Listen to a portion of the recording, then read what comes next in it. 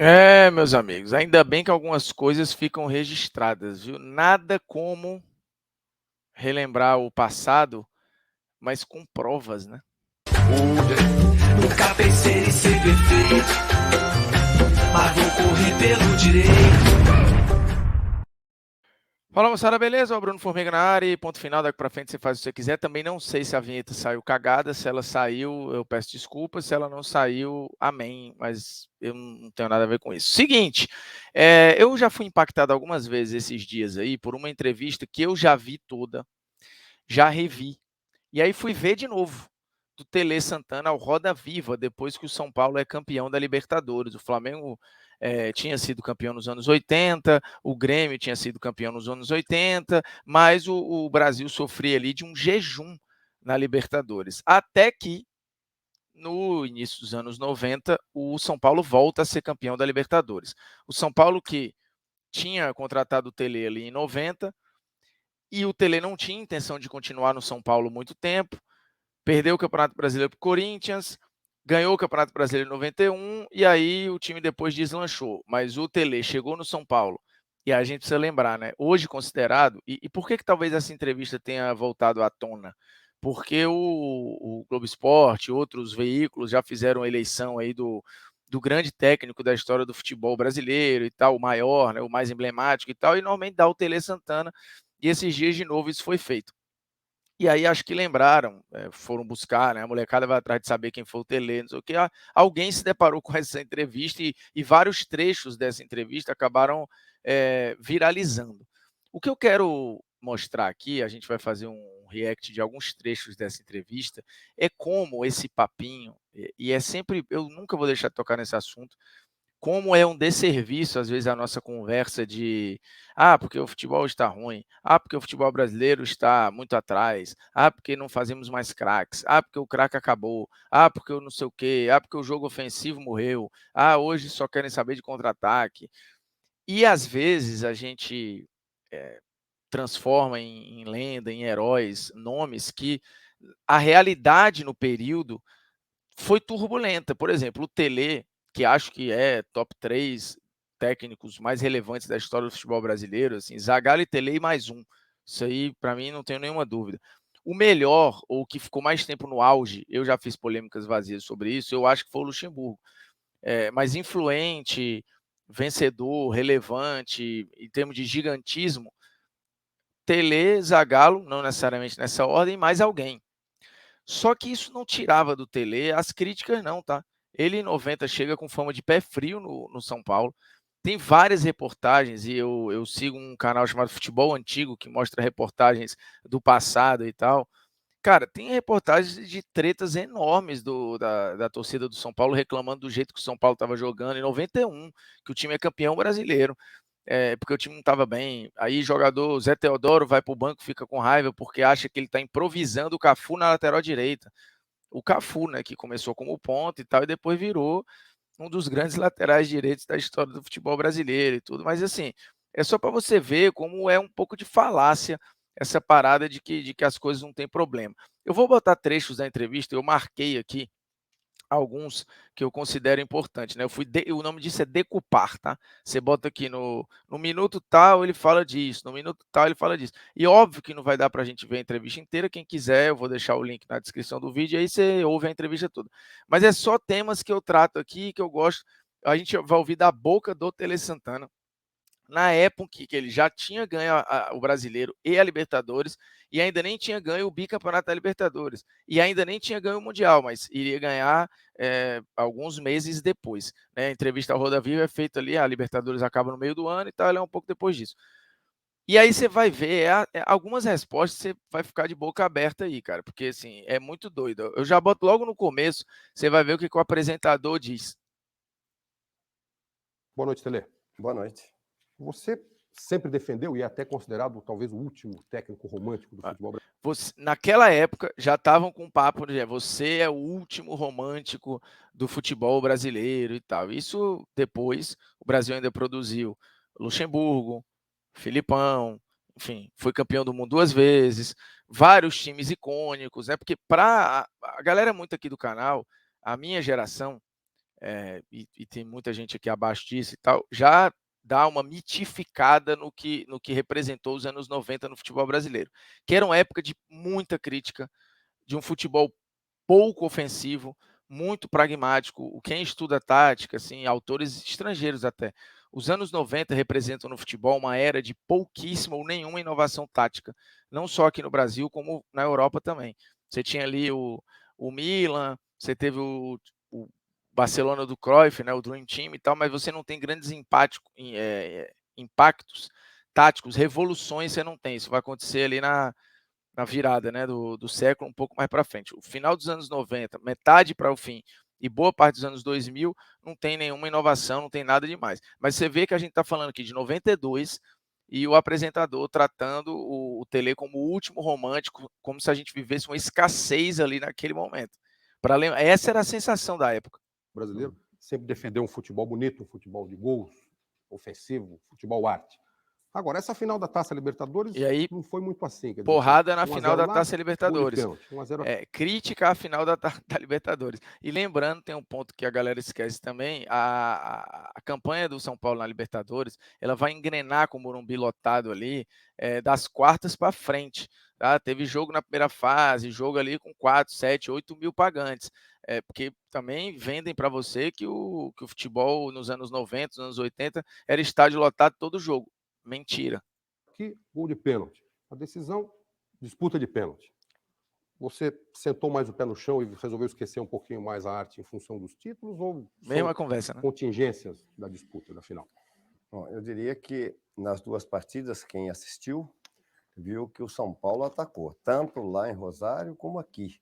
Procurou fazer. E aí ele vai para a resposta óbvia falando de, bicho, quem viu o jogo, e é verdade, eu já fiz esses jogos pro Facebook Watch, né?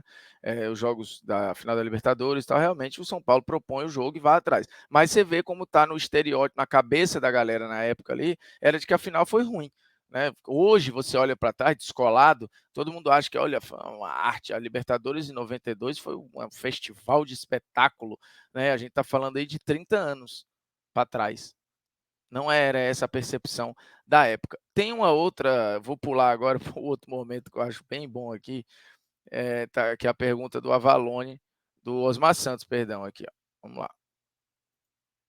A participação. Aí é tudo com eles lá. Tele, queria que você fizesse em cima do que o Telespectador disse, que o final foi dura, foi dramática, realmente, como toda final, quase sempre é assim. Mas um paralelo, você jogou com o New Old Boys, um time que joga muito defensivamente, que sabe marcar como ninguém, e jogou domingo com o Vasco, um time que deixa jogar. E domingo foi um espetáculo bonito, tá? O jogo de ontem, 2-2, São Paulo teve chance até de ganhar, o Vasco criou oportunidades, enfim. Eu acho que o futebol brasileiro joga, e deveria ser todo mundo assim, o futebol mais romântico, como já dissemos que você joga. Jogar para fazer o espetáculo. Mas muita gente se preparou para não deixar o outro jogar. E eu acho que muita gente se preparou para não deixar o outro jogar. A gente está falando de 1992. De novo, contam para você que esse era um período do futebol serelepe, do futebol romântico, do futebol pelo futebol, da arte pela arte. Mentira. A percepção, a época, e você olha a manchete, olha as críticas, inclusive o próprio São Paulo passou por isso, por essas críticas, e está aí. 92, o São Paulo considerado top 10 dos grandes times da história do futebol brasileiro, né? O São Paulo do Tele, que é um time icônico, sendo taxado ali como um time que era uma raridade num meio em que logo depois você teve o Palmeiras do Tele, o Palmeiras do Luxemburgo, perdão, bicampeão brasileiro, que rivalizava. Você vai ter o Corinthians do Luxemburgo no final dos anos 90, você vai ter o Vasco de 97. Sim, assim, basicamente todo ano você vai ter um time marcante. Né? Você vai ter um time que marcou uma geração, uma época e tal. E hoje as pessoas, de novo, olham para os anos 90 e falam, olha, o futebol brasileiro era maravilhoso e hoje está horroroso. Tá aí a visão do Osmar Santos, um cara que era referência na imprensa brasileira, dando um diagnóstico, que era uma percepção que eu considero errada também, tá? Porque não era 100% assim, de que o jogo era um jogo feio e retrancado. Quando nós enfrentamos isso, nós não sabemos sair dessa marcação. O Raí não achou espaço, o Miller teve dificuldade, enfim, o São Paulo encontrou maior dificuldade para ganhar do New Old Boys, que eu acho inferior ao Vasco. E a Europa toda quase joga assim.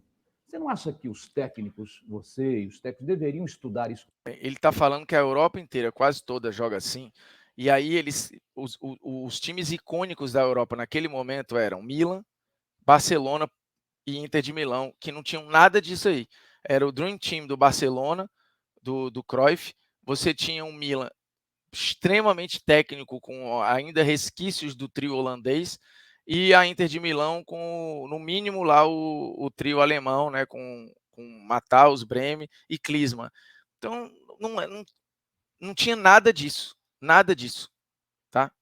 Mas a Alemanha, campeã do mundo em 90, não era esse time. Era um time envolvente, um time de volume ofensivo, obviamente seguro, com o Matthaus funcionando como líbero e tal, mas não era um time retrancado, nem que não deixava o outro jogar. É que, obviamente, o futebol sempre marcar foi importante. Ontem, hoje e sempre vai ser. Com mais carinho, criar fórmulas para sair dessa marcação? Bom, bom, vou dizer, mesmo jogando desse jeito, se você analisar o jogo, nós poderíamos ter feito 3 gols com tranquilidade. É que nós erramos os lances de gols. O Miller perdeu, o Raí perdeu, me parece, teve outro jogador lá que perdeu o gol, mas nós tivemos as oportunidades, foram criadas, com tudo fechado, como nós sabíamos que eles iam jogar. Hoje está acontecendo no futebol, realmente, é que todo mundo espera para contra-atacar. É só esse o futebol. Ninguém malicia ou procura uma... Tá vendo, né? Se você pular essa entrevista para o Brasileiro 2017, que ficou como conhecido como o Brasileiro do Jogo Reativo, né, vencido lá pelo Corinthians do Carille, é a mesma conversa.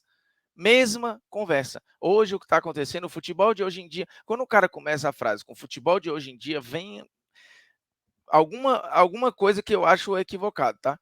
Mas, de novo, tem um fenômeno aí, e aí você está falando de caras que entendem de bola, né? O Osmar Santos, o Tele, a Valone e tal, mas tem alguma coisa que conecta as mentes da gente, que fica esse papo dessa leitura torta do que está acontecendo, né? Tanto hoje quanto naquele tempo, porque não era assim. Nem todos os times jogavam em contra-ataque. A Copa de 94 não foi isso. Você tinha times que propunham muito o jogo. A Argentina era um time propositivo, a Romênia era um time propositivo, a Alemanha era um time propositivo, a Espanha era um time propositivo, o próprio Brasil era um time que tinha muito a posse, apesar de ser muito seguro. Então, assim, você tinha ali times de muita qualidade, de muito trato com a bola. A Copa de 94 foi excelente do ponto de vista técnico, mas a visão das pessoas era essa coisa Uma trágica aí. tentativa de modificar Então, não isso. dá para criar alguma Não dá, coisa mas pra- nós jogamos assim, pô. Nós pegamos o time do New Orleans Boys, jogamos no campo deles, e pressionando. Nós não ficamos cá atrás esperando o New Orleans Boys. Eu vou para outro ponto agora. Essa é muito boa, a pergunta do Avalone, se eu não me engano, aos 12 minutos e 20. Aqui, ó. Vamos ver. Que tem uma treta que ele está falando do apelido de pé frio e tal. Era o seu símbolo do futebol moderno. Uma noite no Lord Palace, quando você treinava o Palmeiras, você exibia tapes do Cruyff, mostrando que ele, além de ser craque, também lutava o tempo todo. Então, nós tivemos vários parâmetros, vários símbolos. E aqui do fica futebol ao claro longo dos como esse tempos. papo Nos de anos 50, Pelé, Mané, craque não marca e que o jogo não era. Que o futebol intenso é papo de hoje, que essa questão tática é coisa de mimizento, da geração Enzo.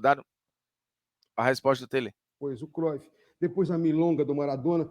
Quem seria capaz hoje, Tele, de reverter a síndrome do contra-ataque? Porque praticamente todo mundo Síndrome do joga de contra-ataque. contra-ataque. Qual seria o jogador, o símbolo, o parâmetro capaz de contra-atacar, de atacar e defender? Quem seria o seu ídolo hoje?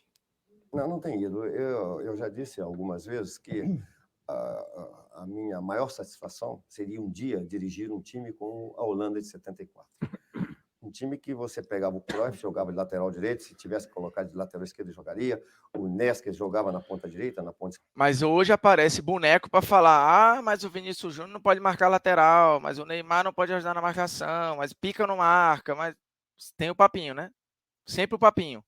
Mas o Cruyff, que foi um dos maiores da história, top 10 da história do futebol, a leitura, e era verdade, na laranja mecânica, no carrossel holandês, cumpria múltiplas funções, era o que hoje a gente chama de jogador polivalente, né, ou de polifuncional e tal, mas que o tiozão do bar vai dizer que esse papinho, o futebol de antigamente não tinha essas conversas. Esquerda, todos eles jogavam em qualquer posição. Então, essa é uma equipe de futebol que se movimenta o tempo todo dentro de campo. A gente faz, aqui no Brasil, pelo menos no São Paulo, com alguns jogadores você faz isso. Ele não tem uma Quem, função. por exemplo? O Antônio Carlos, por exemplo. O Antônio Carlos, você solta o Antônio Carlos, o Cafu, você solta. Cafu Nós tínhamos o ponta Leonardo, lateral. jogava da ponta esquerda, jogava pelo meio, jogava. Então, você procura fazer com aqueles que têm qualidades para fazer. Mas o tiozão disse que não. Aí vamos lá para 16h20. Outro momento aqui bom também. Às vezes você modifica alguma coisa, tem que modificar, como nós já modificamos depois que eu estou aqui. Cada campeonato que disputamos, houve mudanças no time, algumas para melhor, outras não deu tão certo. Mas aqui, então, porque quer dizer, o São Paulo não está jogando aquele padrão envolvente, bonito do final do ano passado. A que se deve isso? O time, vamos lá, o São Paulo do Tele, considerado aí, quando a galera vai eleger grandes times do futebol brasileiro, quem viu, não sei o que, todo mundo bota o São Paulo do Tele.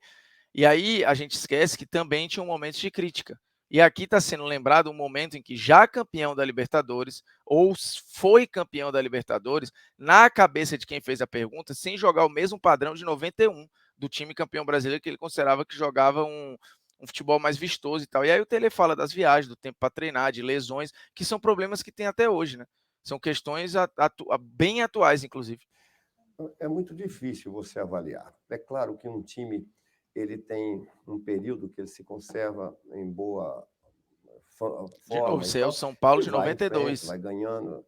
E outras vezes você modifica alguma coisa, tem que modificar, como nós já modificamos depois que eu estou aqui. Cada campeonato que disputamos, houve mudanças no time. E agora vamos para 24h40, mais um momento bem bom aqui, ó, vamos ver. Por várias pessoas que cobrem em São Paulo, vem o senhor ensinando cruzamentos, enfim, os fundamentos básicos do futebol. Nós podemos constatar um fenômeno que é o seguinte: dezenas de jogadores surgem nas divisões inferiores, em eventos como a Taça São Paulo de Futebol Júnior, chegam às seleções inferiores e depois desaparecem. Qual é o problema? Porque o Brasil não é mais capaz de gerar jogadores inteligentes e técnicos. O que acontece no meio do caminho e essas... 1992, está sendo dito que foi constatado que o Brasil não produz mais jogadores inteligentes e técnicos. E aí, um ano depois, surge Ronaldo Fenômeno. Pouco tempo depois, surge Ronaldinho Gaúcho. Depois, no próprio São Paulo, vai surgir o Kaká, Adriano.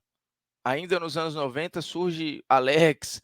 E outros tantos que, de novo, compõem um imaginário das pessoas de uma geração, da minha geração, por exemplo, acham a era de ouro do futebol brasileiro e tal. O pessoal dos anos 70 considera ali, os anos 80, e aí cada um considera a sua era. E aí está sendo dito aí, perguntado para o Tele, por que o Brasil não produz mais jogadores inteligentes e técnicos? Num período pré-Ronaldo Fenômeno, Ronaldinho Gaúcho, Rivaldo, Kaká e outros tantos, tá? E aí você pula para cá, para 2022, 30 anos depois, tem a mesma frase, só desencaixada de período e de estética, mas mesma coisa. Mas o Brasil no bar, amanhã você vai ouvir alguém falar, o Brasil não produz mais jogadores técnicos nem inteligentes. 1992. As gerações se perdem. Olha, eu acho que falta o treinamento de base. Um jogador, quando chega no time principal, tem defeitos que ele não pode ter mais defeitos. Ele tem que chegar com qualidades. E eu cito, dominar a bola, passar a bola, saber bater na bola e cabecear, esses são requisitos necessários para um jogador. Então, ele tem que aprender isso lá embaixo, juvenil, júnior. Eu fui técnico de juvenil, fui técnico de júnior. Então, bom, você galera, tem que aprender isso lá embaixo. E, lamentavelmente, mesmo na seleção, eu recebia tantos jogadores com tantos defeitos em dominar, em passar, em chutar a bola. Mesmo na seleção, eu recebia jogadores com tantos defeitos, disse o técnico que comandou a seleção em 82 e 86, numa geração que teve Reinaldo, Zico, Sócrates, Falcão, Éder. Para você parar com essa exacerbação de que existia um período perfeito da construção de jogadores, é mentira. Pelo contrário, o que o Tele está dizendo aí, ele tinha razão, a base tinha muitos defeitos, porque os times não tinham nem CT. O Flamengo, o Cruzeiro foi fazer CT depois disso, o São Paulo foi construir um CT de primeiríssimo mundo bem depois desse período, o Flamengo foi ter CT um dia desse, o Vasco foi fazer o seu CT um dia desse. Então, assim, a base brasileira, durante décadas, ela foi sucateada, ela foi na base do talento enorme e ia passando gente, porque, enfim, é muita gente boa mesmo.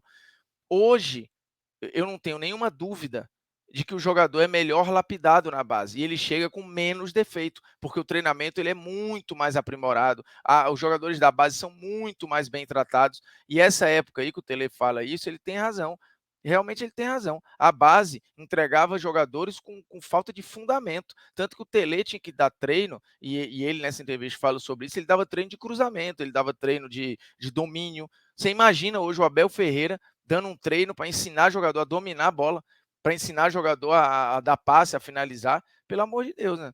Pelo amor de Deus. De novo, 1992, o técnico que foi treinador da seleção brasileira está dizendo que recebeu vários jogadores que não estavam prontos na seleção brasileira dos anos 80, tá? Que tem gente que olha aí e fala, olha que período perfeito da história do jogo, não tínhamos defeitos, né? A gente era feliz e não sabia naquela época. Que a gente ficava abismado, isso não faz trabalho nenhum nos seus clubes. Então, eu gosto de ver o jogador, isso ele tem que saber, dominar, passar, cabecear. Parece coisa óbvia, né? Mas agora aqui é bom demais, viu? Aqui é muito bom para encerrar, porque aí depois vocês vêm por conta própria. Aprimora bastante. Tem me chamado a atenção, Tele, que nós fomos perdendo ao longo dos tempos, nós, os brasileiros, o poder do Nós arremate, brasileiros, Pedro, poder do arremate. que era um dos pontos fortes da seleção brasileira, do futebol brasileiro. Rigui, Jair Rosa Pinto, Pepe. E os europeus foram ganhando corpo nesse item. Mesmo nessa Copa de agora, a Copa Europeia, se bem que a Holanda tem aquele esquema rotativo, tem uma novidade tática de 3 defendendo e todo mundo circulando, mas tem sempre o reforço do arremate. Você viu o Coleman, quantas bolas, quantos gols e quantas jogadas preparou com arremate. O alemão Hasler. Por que nós perdemos espaço para... 3 zagueiros, assim, para constar, não tinha novidade tática nenhuma ali em 1988, né? Porque já tinha time em 82 com 3 zagueiros e tal, mas enfim. Não tinha nada de novidade tática, 3 zagueiros em 88. Europeu nesse item, entendeu? Bom, eu vou explicar em parte. Você falou em jogadores aí que batiam mais bola parada, Pepe, Nelinho, Jair Rosa Pinto. Né? Você está vendo de novo, mesma conversa de que não tinham bons batedores mais, né? Gente que chutava bem, o que batia bem falta. Aí ele citou o Éder, o Jair Rosa Pinto, vai citar o Pepe e tal. Daí para frente ainda apareceram Roberto Carlos, Juninho Pernambucano, Marcos Assunção, sim, uma pá de gente que Ronaldinho Gaúcho. Mas a gente tinha desaprendido a chutar e não sabia mais, o cenário era caótico. Hoje bate. Agora, existe... Marcelinho Carioca, não é uma desculpa, mas realmente nós temos uma deficiência, tanto em gramados como em bolas. As bolas são melhores, as europeias, os gramados são melhores e há mais facilidade para isso. Os jogadores são melhores? Hein? Os jogadores não, eu não nivelo assim, não acho assim não. Eu estou vendo essa Copa Europeia aí, por exemplo, eu não estou vendo nada além do que nós fizemos aqui, não. Até jogando em campos bons, eu não estou vendo muita coisa, não. Que aí estava rolando a Eurocopa de 92 e teve a Eurocopa de 88, que a Holanda foi campeã, né? Essa Eurocopa de 92, a Dinamarca foi até a final e tal, e foi inclusive foi campeã, né?